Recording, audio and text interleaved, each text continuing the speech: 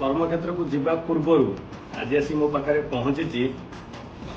Fresh fix मो सान भाई गोटे नुआ स्टार्टअप जो मैंने ड्यूटी आवर व्यस्त रोचे सकाल सकाल किसी ब्रेकफास्ट कर निजे घरे तैयारी करी बाहर यार जिन खाऊँ जो मैंने जिम फ्रिक आटा पूरा प्रोटीन बंता कर देखा फूड क्वालिटी केमी पैकेजिंग तो लगुच बहुत ही सुंदर है पैकेजिंग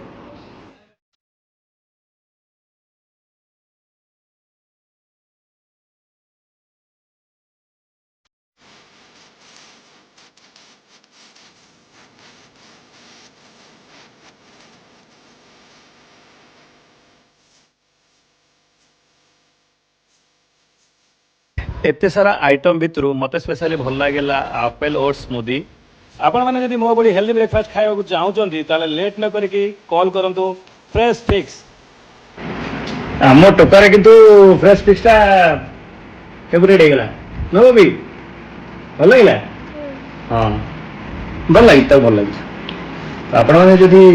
सकाल सकाल हेल्दी ब्रेकफास्ट करने चाहूँगी थे ट्राए करूँ फ्रेश फिक्स।